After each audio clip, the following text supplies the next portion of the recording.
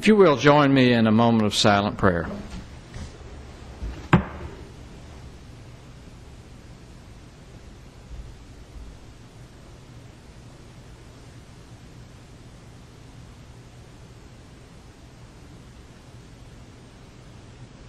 Amen. Let's recite the Pledge of Allegiance.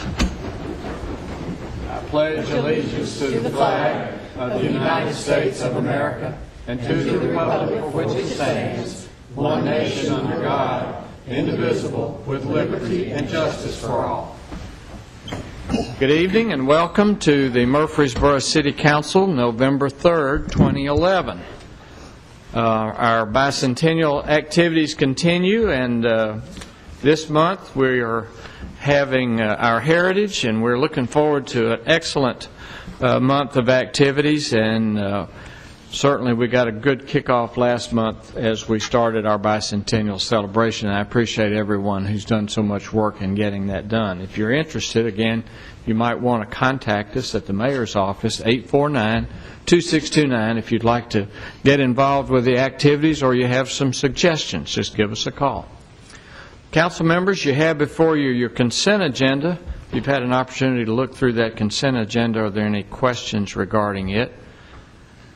And if there are none, is there a motion that we accept the consent agenda as it is presented? Mayor, I move we accept the consent agenda. All right, a motion and second. Please call the roll. Second. Thank you. There you go. Now. Vice Mayor Bratcher. Aye. Ms. Gels-Harris. Aye. Mr. McFarland. Aye. Mr. Washington. Aye. Mr. Young. Aye. Mayor Bragg. Aye. At this time, you have the minutes of the regular meeting held September 22nd, 2011, regular meeting held September 29th, 2011, special meeting held October the 10th, 2011, regular meetings on October 13th, 2011, and regular meeting October 27th. Those minutes are attached. If you've had an opportunity to look through those minutes, are there any additions or deletions to the minutes as they have been presented on these dates? Move for approval. Second. All right, motion and second to approve. Please call the roll. Vice Mayor Bratcher. Aye. Ms. Gels-Harris. Aye. Mr. McFarland. Aye. Mr. Washington. Aye. Mr. Young. Aye. Mayor Bragg. Aye. This time we'll consider for passage on third and final reading an ordinance amending Appendix A, zoning, Sections 2 and 25, pertaining to amusement rides. I move for its passage on third and final reading. Second. All right, motion and second. Please call the roll. Vice Mayor Bratcher. Aye. Ms. Gels-Harris. Aye. Mr. McFarland. Aye. Mr. Washington. Aye. Mr. Young. Aye. Mayor Bragg. Aye. This time we'll consider recommendations of the City Recorder, Finance Director, with regards to updates to financial policies. Mayor, on September 16, 2010, we as a city adopted our first set of financial policies to establish the framework for the city's overall fiscal planning and management. The contents of the policy included guidelines on budget, fund balance, capital improvements, debt, investment, and cash management. These policies do not apply to the Murfreesboro Pension Fund, the Electric Department, Water and Sewer Department, Stormwater Fund, or the City Schools and Evergreen Cemetery, or any of their related funds. The policies were established with the recognition that they need to be reviewed and updated and recognize changes to laws and regulations as they may apply. The state of Tennessee is requiring a debt policy to be passed by December 31st, 2011, and is requiring some minimum language to be included as a part of this policy. While our policy covered many of the items that are required, it is necessary to update the policy to include all minimum language as required by the state. It's my recommendation that Council approve the changes made to the debt policies of our financial policy document, which does include these changes. Any questions for Ms. Wright?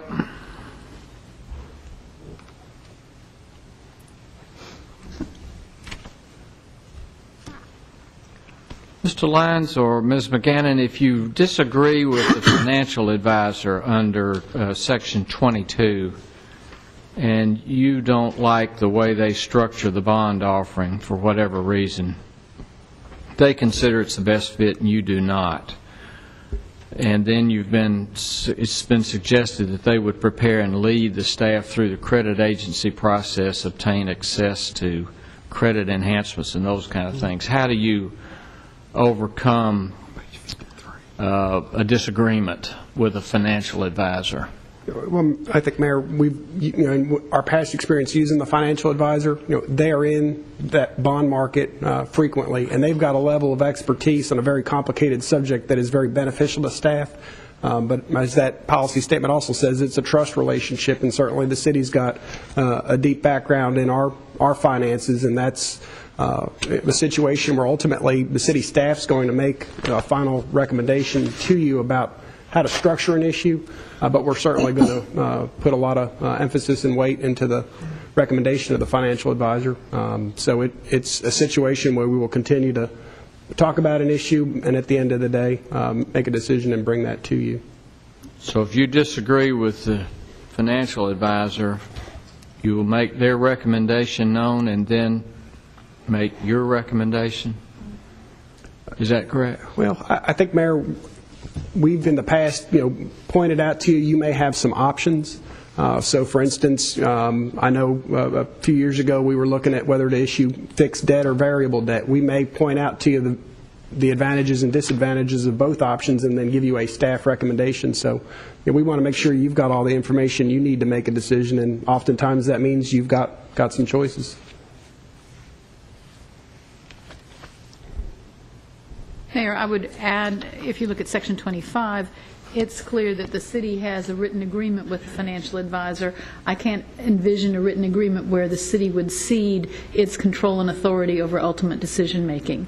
I think the emphasis from the comptroller is to make sure that the city knows and understands everything it is doing, and so it is transparent, but it is not taking away the city's ability to make these decisions. The council remains in control. So are all of these red letter additions, are they from the comptroller's office? Well, it's the track changes. So part of it is taking out what we had and changing our language to make sure we conform with their language. In some cases, we used their language word for word. In some cases, we felt like the language we already had covered what they wanted us to include.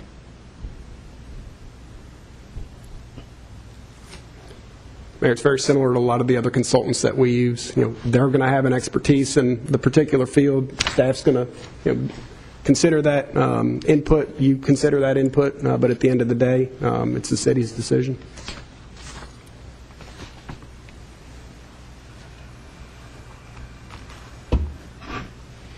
Other questions? If there are none, you have these recommendations of the city recorder regarding these updates to financial policies.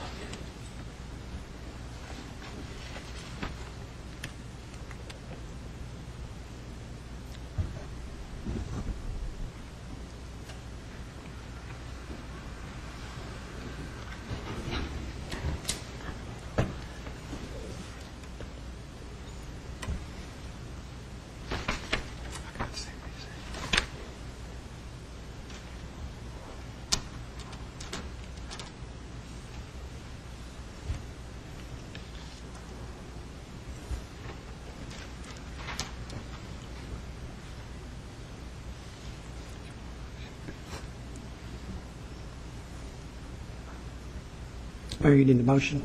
Yes. I move we approve the recommendations of the city recorder. All right. Thank you. Is there a second? Second. All right. You have a motion second regarding these recommendations and the changes thereto. Are there any questions regarding this motion? If not, please call the roll. Vice Mayor Bratcher. Aye. Ms. Gales Harris. Aye. Mr. McFarland. Aye. Mr. Washington. Aye. Mr. Young. Aye. Mayor Bragg. Aye. At this time, we'll consider recommendations of the Water and Sewer Board with regards to a computerized treatment process model and coagulant study for the Sinking Creek Wastewater Treatment Plant. Welcome. The Assistant City Manager is going to do that. Mr. Crumley, welcome. I am a very poor substitute for the Water Sewer Director. say Both it he and isn't Mr. so. Gore are out of town this evening. Are they? As part of the comprehensive study that the Water Sewer Department has gone through on the future wastewater needs and the solutions to those needs, One of the methods that kept rising to the top in the ratings was a re-rating of the existing plant at Sinking Creek. It always appeared as a very low-cost alternative and a good solution for the next 5 to 10 years in terms of the city's wastewater needs. On September the 13th, members of the Water Sewer Department and representatives from Smith, Seckman, Reed, our consulting engineers, met with TDEC to begin the discussion about how to go through this re-rating of the capacity at Sinking Creek. Before you tonight is a recommendation from the Water Sewer Board on a consulting study by Smith, Seckman, Reed that is part of the necessities in going through this re-rating process as laid out by TDEC. The scope of the contract is really two things: the construction of a computerized model of how the plant operates, and one of the processes is using a coagulant in that, a study of how those coagulants would work in that model that would be built. Water Sewer Board recommended retaining SSR at a fixed price of $43,865 plus any additional outside testing that would be required. All the funding is present in the current water sewer operating budget. If you have technical questions, Kenny Deal from SSR is here to try to answer those. Water Sewer Board recommended unanimously. All right, any questions for Mr. Crumley or Mr. Deal regarding this recommendation?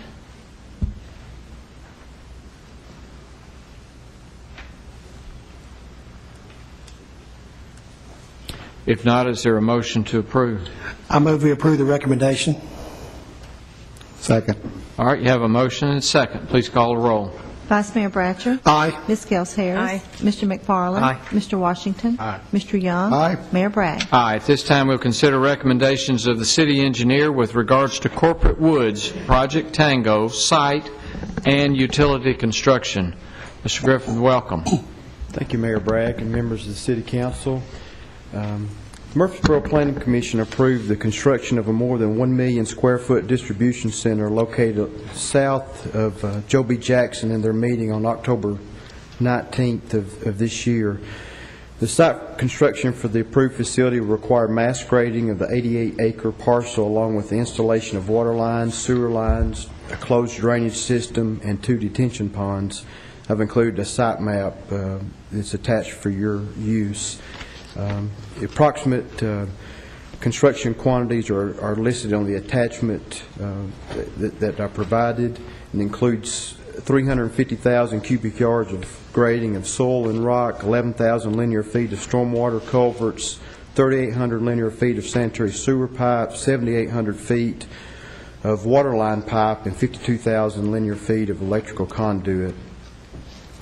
The developer of the facility has requested that the site construction be expedited to meet critical milestones necessary for the successful completion of the project. In order to meet the milestones, a significant amount of site grading and utility construction will be required in a relatively short amount of time. The construction schedule and expected weather will create the need for the contractor to be able to commit a significant amount of manpower to the project and use extended working times to complete the work. As mentioned previously, critical milestones have been developed to assess the progress of the contractor. Due to the critical nature of the schedule, significant liquidated damages of up to $20,000 per day are included in the construction contract for not completing items by the prescribed date. I provided some supplemental information before the meeting tonight, and I'd like to move to that now regarding the bid opening which occurred yesterday here at City Hall. 4 bids were received on November 2nd, 2011 for the site utility or site grading and utility construction.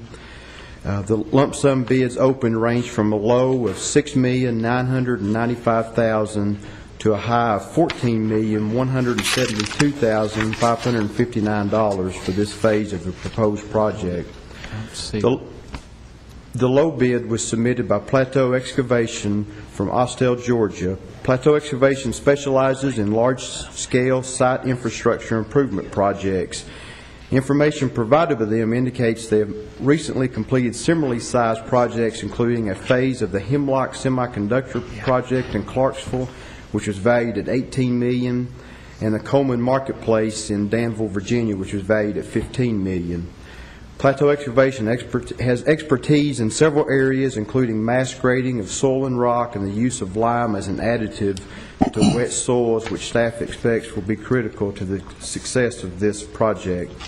We included two alternatives with the bid package. Alternative one was a trim package, which included adjustment of grates on catch basins, backfilling of landscaped islands and behind the curb lines with topsoil, some final stabilization of disturbed areas, and final completion of the detention ponds. Alternate two was the elimination of a drain system from the roof to the site's drainage system.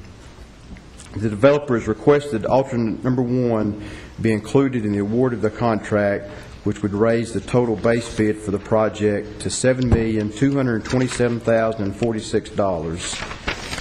Staff and our consultant, SEC Incorporated, have reviewed the qualifications of Plateau Excavation and are satisfied they are capable of completing this project within the specified contract time.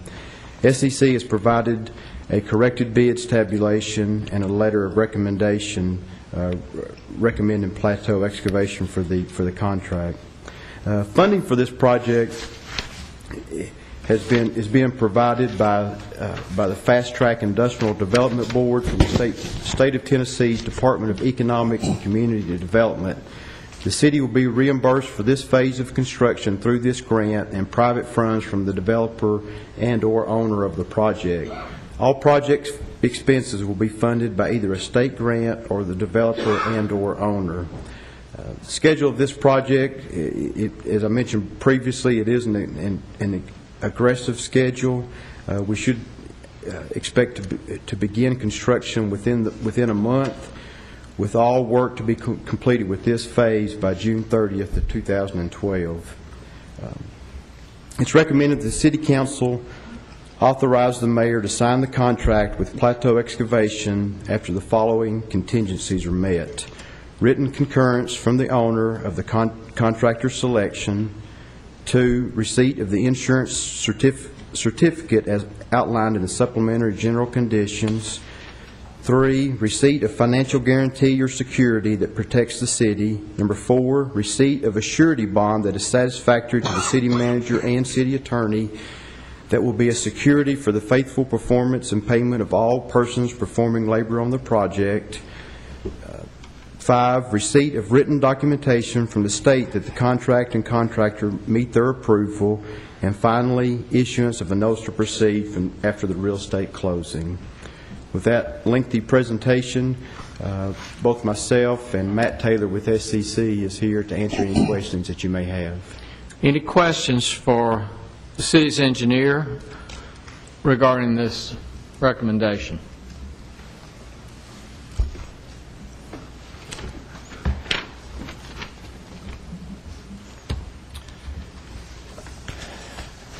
Well, following your lengthy presentation, is there a motion?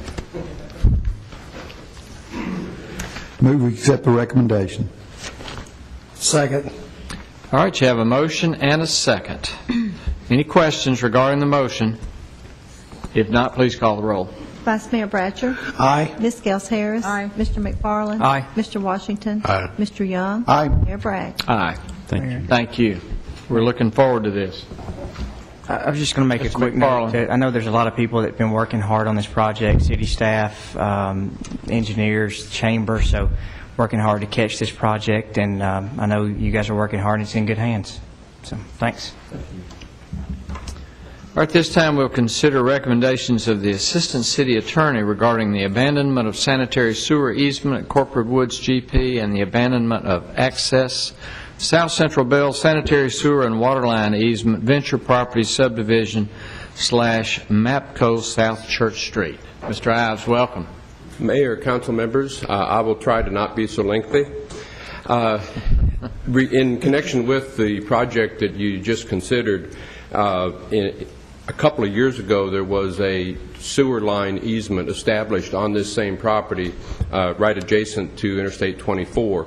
The project that was contemplated at that time has not occurred, and the design staff for Corporate Woods and Project Tango have concluded that that sewer line would be better another place. Actually, a line has never been put in. There is no sewer there. There's just an easement. So we're asking that we abandon that easement, and then a new sewer easement will be dedicated as part of the platting process. This has been approved by both the Planning Commission and the Water and Sewer Board, and we would ask your approval. All right. Any questions regarding the abandonment of this particular easement under 7A? If not, is there a motion? Move for approval. Second. Thank you. Motion second. Please call the roll. Vice Mayor Bratcher. Aye. Ms. Gels Harris. Aye. Mr. McFarland. Aye. Mr. Washington. Aye. Mr. Young. Aye. Mayor Bragg. Aye. And the next item for the MAPCO redevelopment on South Church Street, this easement was presented for abandonment, and it was approved to be abandoned back in 2006. And it appears that the lines were actually moved, but although I'm not certain of that, but certainly the easement itself was never quit claimed out. In looking through our files, it appears that the developer had never given us the appropriate legal description for preparation of the quitclaim deed, and so it was never done. And now that there's another project proposed on this, we need to clean that up. And so again, we would recommend that this easement be released, quit and abandoned. And again, this was approved by the Planning Commission and by the Water and Sewer Department. Several times. Yes. All right. Any questions regarding the abandonment of this access and easement? If not, is there a motion? So moved. Second. Motion is second. Please call the roll. Vice Mayor Bratcher. Aye. Ms. Gels Harris. Aye. Mr. McFarland. Aye. Mr. Washington. Aye. Mr. Young. Aye. Mayor Bragg. Aye. Thank you, Mr. Ives. This time we'll consider any beer permit applications. Mayor, there's two tonight. One was with your packet. It's a special event permit for an event to be held December 3rd, 2011 for the Exchange Club Family Center. And the other is a convenience store at 1698 Memorial Boulevard. This one was laid out on your desk tonight. There has been beer at this location before, but it's under new ownership. And they meet our requirements for their application. All right. Is there a motion we accept? Move that be approved. Second. Motion and second. Please call the roll. Vice Mayor Bratcher. Aye. Ms. Gels Harris. Aye. Mr. McFarland. Aye. Mr. Washington. Aye. Mr. Young. Aye. Mayor Bragg. Aye. You have a list before you of the statements to be considered for payment. Any questions regarding the bills, and should we pay them? Move we pay the bills. Second. Thank you. A motion and second to pay the bills. Please call the roll. Vice Mayor Bratcher. Aye. Ms. Gels Harris. Aye. Mr. McFarland. Aye. Mr. Washington. Aye. Mr. Young. Aye. Mayor Bragg. Aye. Regarding board and commission appointments, our Joey Smith of our Solid Waste Department is the chairman of the Central Tennessee Solid Waste Planning Board, and his term has expired. I would like to recommend that you reappoint him to a seat on the Central Tennessee Solid Waste Planning Board. Joey Smith. So move. Thank you. Motions or a second? Second. Motion and second. Please call the roll. Vice Mayor Bratcher. Aye. Ms. Gels Harris. Aye. Mr. McFarland. Aye. Mr. Washington. Aye. Mr. Young. Aye. Mayor Bragg. Aye. And then I have two reappointments to the Disciplinary Review Board, Mr. Pat Murphy and Mr. Stephen Dix. I would recommend those reappointments to you. Move for approval. Second. Motion and second. Please call the roll. Vice Mayor Bratcher. Aye. Ms. Gels Harris. Aye. Mr. McFarland. Aye. Mr. Washington. Aye. Mr. Young. Aye. Mayor Bragg. Aye. Other business from staff or the council?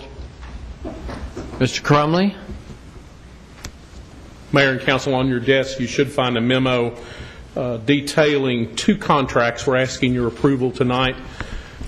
Renovations to the previous city fire station on Samsonite Boulevard, now being utilized by the Child Advocacy Center. The roof and the heating and air conditioning system on that building were at the point of failure. We're recommending to you tonight Johnson & Bailey and an architectural fee of $11,153.59. 3 bids were received on the 22nd of September for the roofing and for the HVAC renovation. The low bid that we're recommending tonight is that of Romac at $115,000 even. Funding for the project comes from $104,000 of Community Development Block Grant funds, which you reallocated in April of this year. The balance of $22,153.59 would come from unforeseen in the general fund. All right, any questions regarding this recommendation? I move we approve the recommendation of our Assistant City Manager. Second. All right, a motion and second. Please call the roll. Vice Mayor Bratcher. Aye. Ms. Gels Harris. Aye. Mr. McFarland. Aye. Mr. Washington. Aye. Mr. Young. Aye. Mayor Bragg. Aye. Any other business to come from the council or from staff? If not, you're adjourned.